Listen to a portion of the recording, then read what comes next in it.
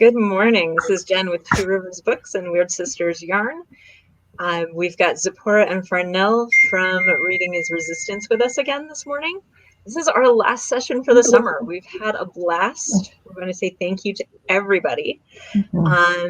Before we jump in, I want to remind everyone of the trunk show we have coming up this weekend.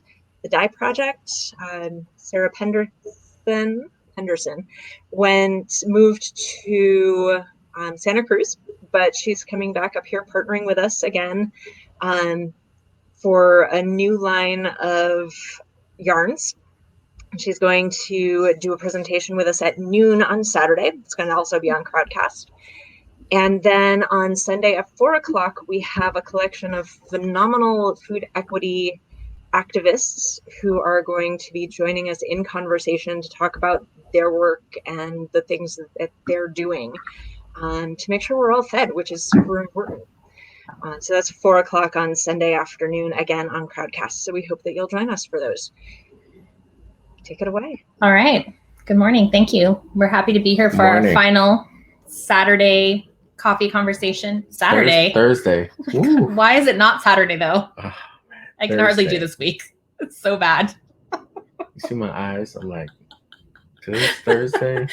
This is week 2 of our kids' remote schooling. I'm just going to use that as an excuse for how we're feeling. So we're from Reading is Resistance. I'm Zipporah, and this is Farnell Newton.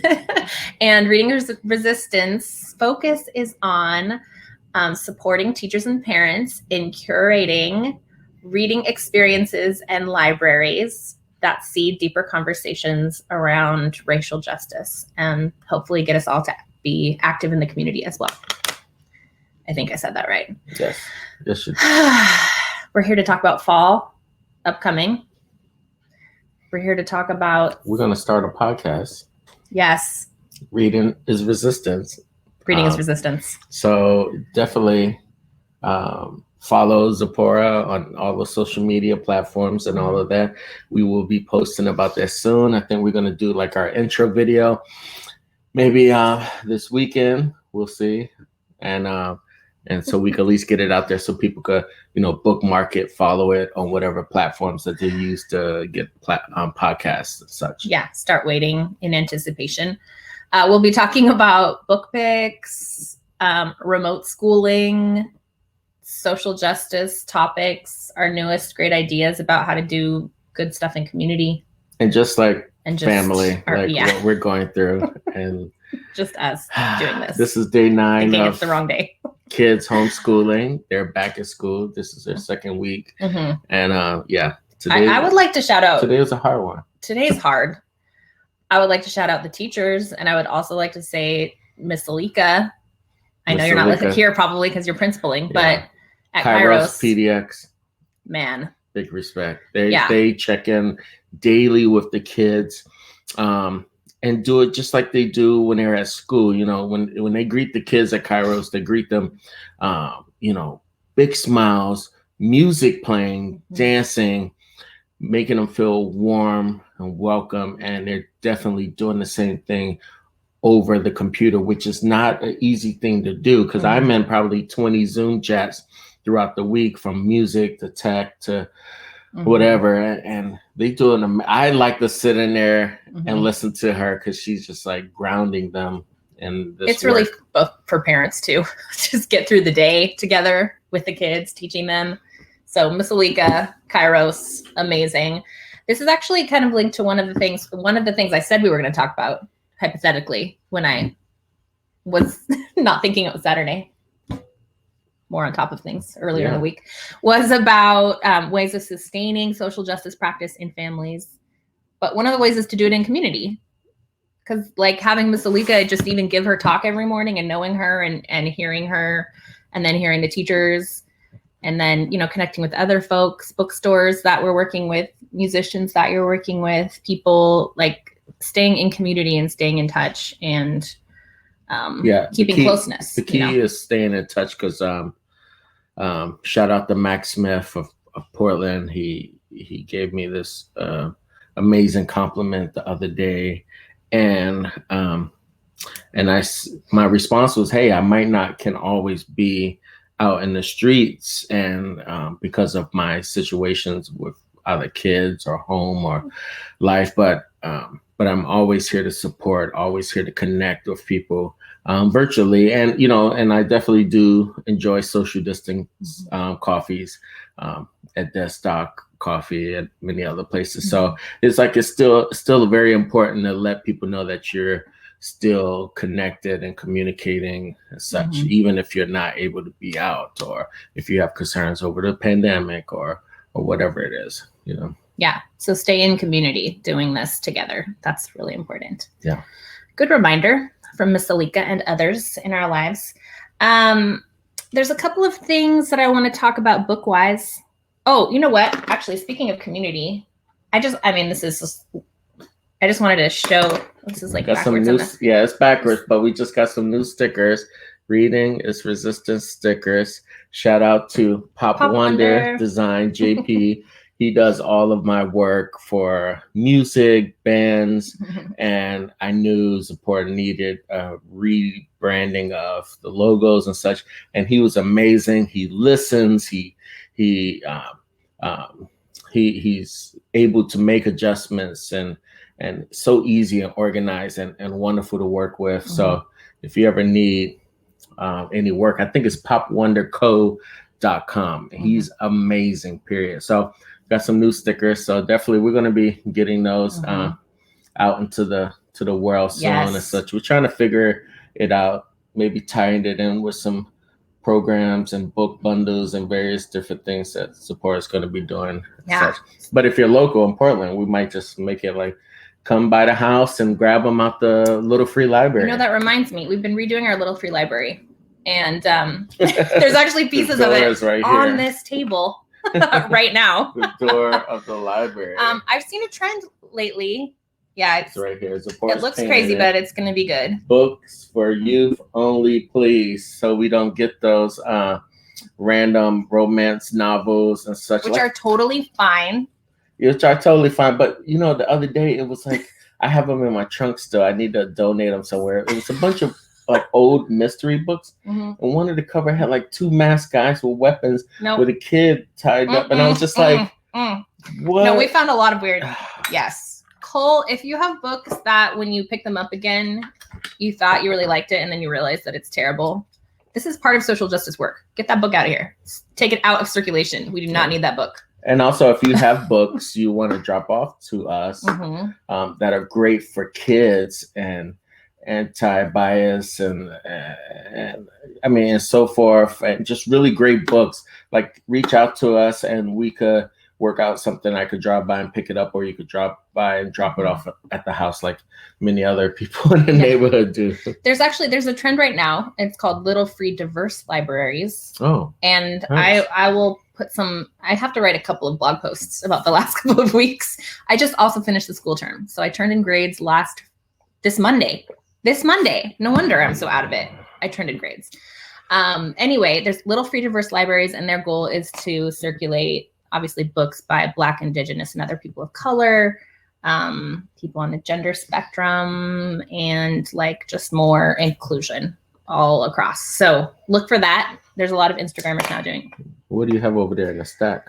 I have some things because some stuff is upcoming. Well, one thing is that this week we put together some book boxes for Books Not Bars, which is a great organization here in Portland, working to support children and families and to stop the school to prison pipeline. And so many of you probably listening were part of our fundraiser and donated money so that we could get out 2 middle reader books and 2 YA books with workbooks that have discussion questions and activities inside from Reading is Resistance. Pretty amazing looking. Very professional.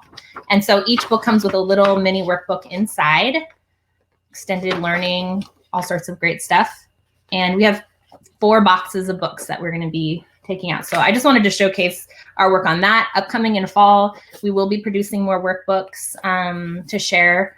Some of those will be free and downloadable. Some of them will be by donation. And some of them might be fillable forms online that teachers and parents could use with their kiddos or for themselves.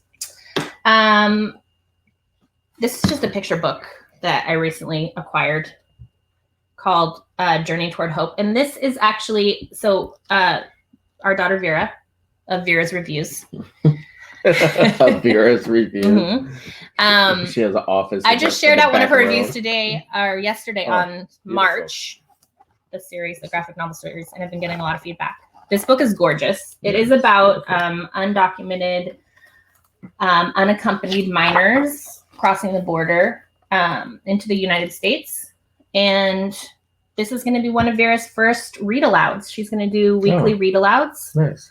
So be looking for those. I think that we'll add some questions in there that you could talk about with your kids and some reading that you could share or just listen to yourself with your little sweet face. So that's coming. That's coming in fall. We're preparing for those. I think she wants to do them on Wednesdays because she has half day of school. So they'll be coming out. A couple of other books that I just wanted to talk about with some of our fall upcoming things that we'd love to see you at. One is that I am going to pilot an intergenerational book club. So grown folks and kids together. I think the first book we're going to do is This Book is Anti-Racist together. So reading it, coming together and talking about our experiences, sort of for accountability, for sharing, for building community. I'm going to try that out. The other book that I'd like to do early on in our intergenerational book club is A Wish in the Dark. Our middle graders read this book and it just lets you have such good conversations about justice and the justice system and even incarceration and what is just and right and how you decide, that I think this would be a really cool book to talk about with grown folks and kids. So Wish in the Dark, which I've said before, is awesome. Christina Soon-Tornvat is the author. She also has a series of a little bit earlier chapter books, and she's coming out with a book about the 13 boys in Thailand who are like trapped in a cave. It's a real story she's coming out with in January.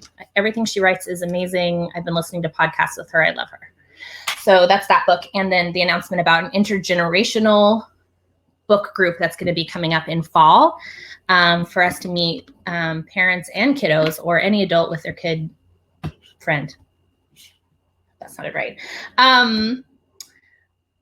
Another thing that I wanted to announce is that our middle grader book club is going to transition into a youth advisory team for Reading is Resistance. So our middle grade book clubs have been amazing. The readers are just so insightful and thoughtful about the world and their own experiences right now, and really interested in social justice, and they really know what they like to read. And so I was talking to them and I thought, hey, why don't we read, a variety of books and then talk about how we maybe share them out with other people, and they can decide what book we want to recommend for other middle readers. So coming soon, a form to apply for the youth advisory team, which will be reading together, but also informing Reading is Resistance work, probably working on leadership skills and just bonding and community, working towards social justice together. So that's going to be the youth advisory team coming out in fall. It's a lot of things coming out in fall. The other thing I wanted to talk about is that we're going to have some, I don't know what we're going to call them yet, but book bundles, book boxes, book collections. Yeah, we're still working on the book friend groups. The wording. It's not right at all. No. I don't. What was that? It was bad. Wow. I'm going to think of something catchy somehow, maybe.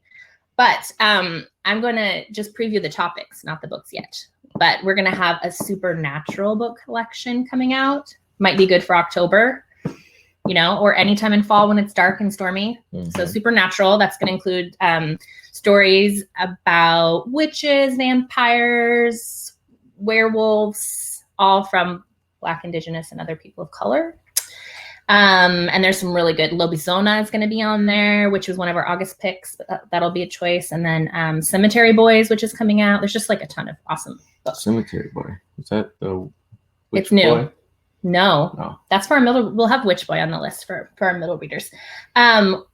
We're also going to have sort of in an October-ish theme, a Cooking Up Magic book box, because there's a lot of really good books about magical baking from lots of different cultures, and it's cool. Yeah. I love that as a theme. We like to bake here. So I mean, it's a great way to pass down traditions, Yes. stories, Yes. Traditions culturally, and just like, words of wisdom. I mean, those are a great time to spend time with your family members. Yeah. So there's going to be a collection of magical baking, cooking up magic, we're going to call it. And then I'm putting together a list of books for sort of, there's like prevention and there's intervention. This is like a prevention type of book collection, which is going to be the Decolonizing the Fall book collection. I think you know where I'm going with this, but there are a lot of things that come up in the fall. There are some holidays that are kind of a mess, and just a lot of practices and thoughts. It's just bad. So we ruffled some feathers last year. We did make my family mad in November, and because we stopped celebrating Thanksgiving. Yeah, and instead took it as a day of mourning. And the kids were also the children were also upset. So it was a fun time for everyone, but we just couldn't. But the they thing understand. about it, the great thing about it is, like, you would think like kids will have a harder time understanding these things, where they were more receptive and than the adults. That's true. They understood it. I mean, it's hard to have change. Yeah. Which is another thing about sustaining social justice work, is that you just have to be prepared for change, and that the change is sometimes uncomfortable. Like, that was super uncomfortable, actually, for me. I did not enjoy that shift. But you had it the worst because your family's here, most of your family. And I usually don't do anything with Thanksgiving with the older girls. So, I mean, they understood, but they were not happy because we have this other tradition, but it was just it did not go with our values at all. So when you find that something doesn't fit with your values, at some point you really have to change something. And also, instead of just being compliant to whatever, media and school or whatever has taught you, I feel like for us to really teach these kids the right way. I come from a Choctaw Native background, you from the Anishinaabe. So it's just like, how can we like ignore that side of our family and traditions and things, especially these days, Yep. So going to put together a couple of different collections. There will be books for all different ages that you can select from picture books all the way up to history that you might read with your family. We even watched a series, I think, that was really good. So a Decolonizing the Fall book collection is coming. And then on a different note, we will have some winter gifting boxes, because the holidays are coming, like the ones that people share gifts in the winter, which we also have kind of shifted a little bit, but books are a great thing to gift. Yeah, they're great things. I mean, why? All the time. Let's not indoctrinate our kids with the greed of capitalism. Like, let's give them books and things that think art and speak for now.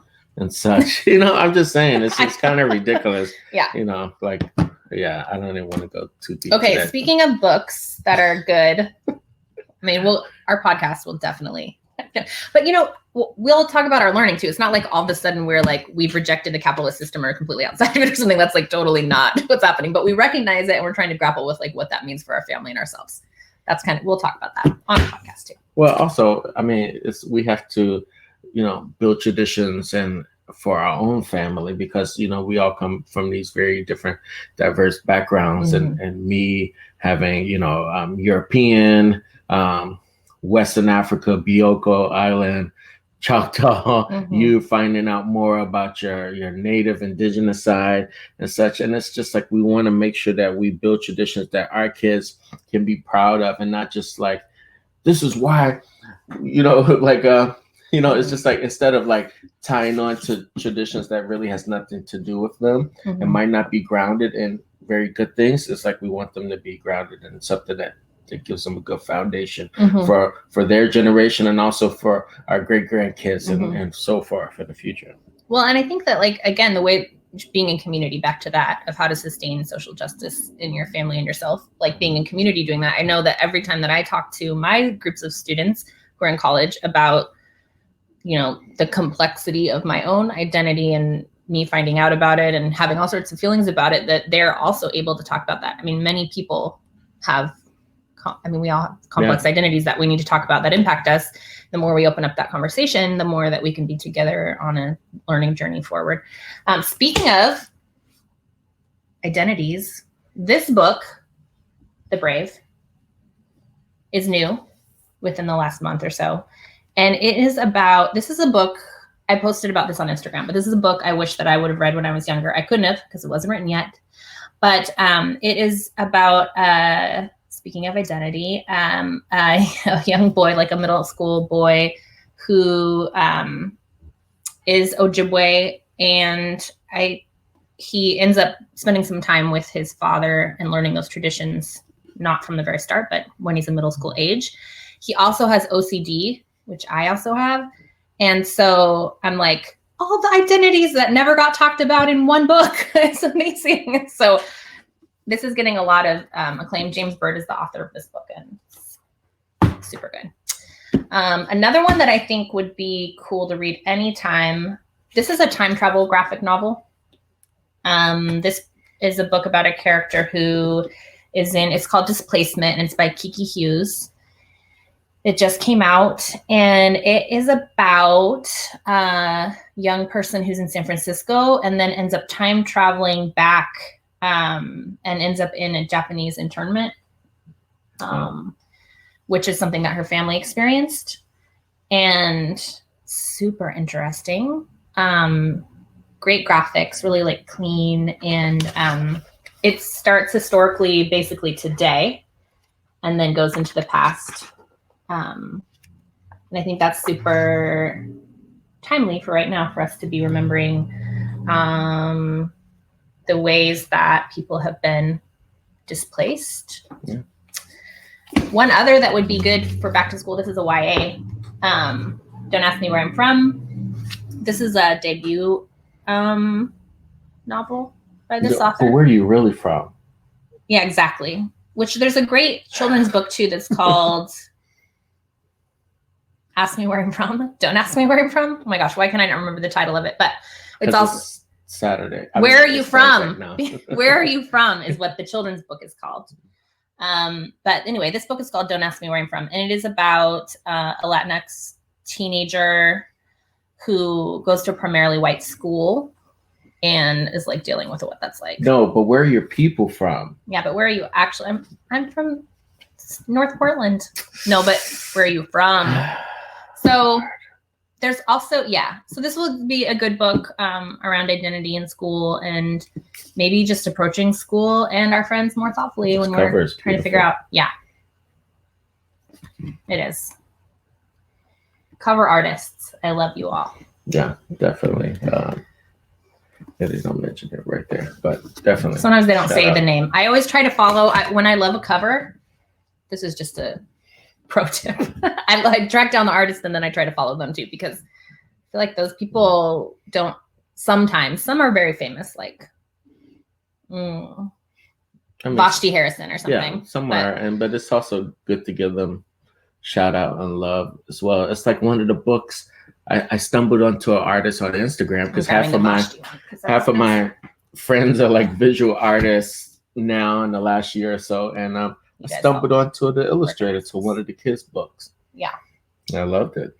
I was like, wait, I know this work. Big, also author and illustrator, and very famous. She also has tutorials, drawing tutorials that are and printables for kids.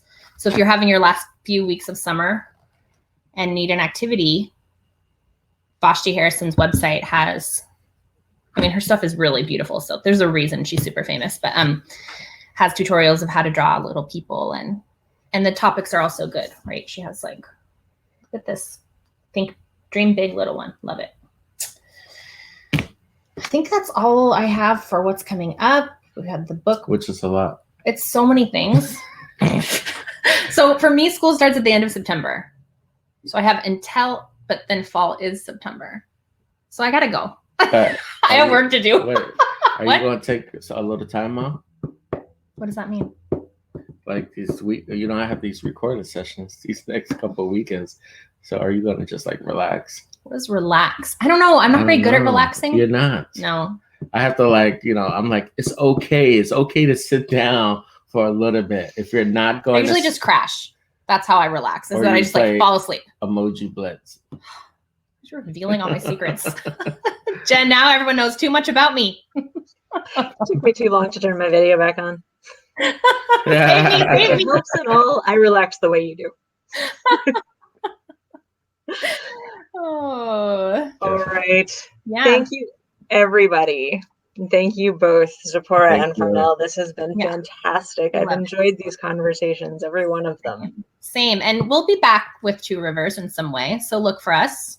We're in the community. We're all about the love. So thank you so much for having us. Of course. Thank you. And we hope to see you guys at our trunk show and at the Food for Justice conversation. Awesome. Thank you. Have a great day. Thursday, not Saturday.